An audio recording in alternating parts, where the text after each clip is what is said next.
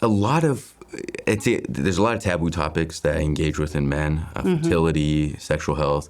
When it comes to hormonal health, luckily it's not too, men are very open about discussing it, especially the ones who are, have the gym rats, the ones who exercise a lot, Yeah. because they engage in these topics at the gym anyway, and they're able to discuss it with them. So when it comes to discussing it with us, it's quite easy for them. Are there any like data points where people can see with their wearables where it's like, that might be pointing towards a testosterone issue or something that points towards you need to talk to a doctor? So when it comes to the wearables, they're obviously getting better and better. The sleep the ones like 8 Sleep, for example, which tracks your sleep. The Oura rings, which do sleep and stress. To me, there's 2 data points I like to look at: is sleep. As I mentioned, trying to get 7 to 8 hours of sleep a night is very, very crucial to your hormone levels. And then number 2, stress. So, for example, this Oura ring measures your stress. It tells you. Yeah, it tells you a lot. And when you're measuring your stress levels throughout the course of the day, single days of high stress here and there aren't going to make a massive difference. But for weeks on end, months on end, if you're having more stress and worsening, the trend is heading upwards in stress, then you know that you have to change something up, because your testosterone levels are probably going to decline. Your sleep is going to get worse because of that stress, and it becomes this vicious downward cycle. So you have to do something to snap you out of it in order to normalize or help shift the trend in the opposite direction. Yeah, and as you were saying before, stress is going to pull on that pregnenolone, which is what gives way to testosterone. And it's much like women's health, that the body will choose survival over reproductive health. And our number one goal, people always say, oh, number one goal is to reproduce. I'm like, no, it's survive. Number 1 is survive. Number 2 is reproduce. And it goes in that priority. When you talk about, so you and I are both wearing Oura rings. With Oura, you can see stressed and you can see recovered or restorative time on that.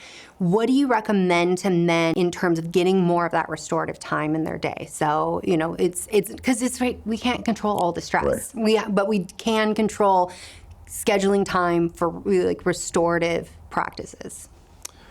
So it's a question that a lot of people, you can't necessarily give the same advice to every man, because people respond, the way people relax is generally different. Yeah. But I can tell you, the simplest thing, or one common thing that a lot of men can do to normalize their stress, is meditate. And it's as simple as doing it once or twice a day.